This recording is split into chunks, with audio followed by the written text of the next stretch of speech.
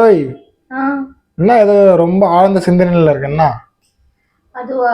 ஆ, நானும் சூரிய வம்ச படம் சரத்குமார் சார் மாதிரி எப்படி ஒரே பாட்டுல முன்னேறலாம்னு யோசிக்கிறேன். சரி. அது ஒரு சில பேருக்கு அதுல ஒரு ட்விஸ்ட் இருக்கு, அது தெரிய மாட்டேங்குது. என்ன ட்விஸ்ட்? ஆக்சுவலி பார்த்தேன்னு வச்சுக்கோயேன், அந்த படத்துல அவருக்கு கல்யாண செலவுலாம் எதுவுமே கிடையாதுடா. ஆ, அவர் மட்டும் தேவயானியை கூட்டின்னு போவாரு, ஒரு கோயில்ல வச்சு தாலி கட்டுவாரு, சரி. அவள்தான் கல்யாணம் ஆயிடுமா. ஆமா. மணிவண்ணன் கூட இருக்கிறவர் வீடு அவரோட வீடை தங்கிக்கிறதுக்கு கொடுத்துருவாரா. ஆமா. வாடகை செலவு கரண்ட் செலவுலாம் கிடையாதா. ஆமா.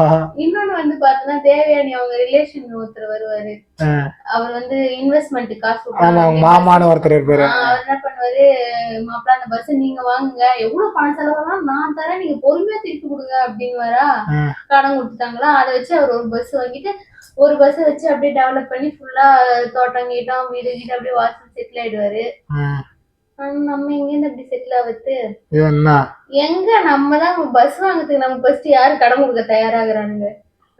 அது மட்டும் இல்லாம வீட்டு வாடகை, கரண்ட் பில்லு, இஎம்ஐ, மளிகை சாமான், பத்தாததுக்கு கல்யாண செலவு, நிச்சயதார்த்த செலவு, பொண்ணு பார்க்க வந்தப்ப செலவு, எல்லாம் செலவு தான். இது எல்லாத்தையும் கட்டி முடிக்கிறதுக்குள்ள பாட்டும் முடிஞ்சு போயிடும், முன்னேறவும் முடியல. சூரிய வம்சம் மாதிரி வாழ்க்கை முன்னேறாதுன்னு நினைக்கிறேன். எங்க முன்னேறது? கலெக்டர் படிக்கலாம் கழுத படிப்பும் எதுவுமே வரலடா. சரி விடுறி, ஃபீல் பண்ணாதீ.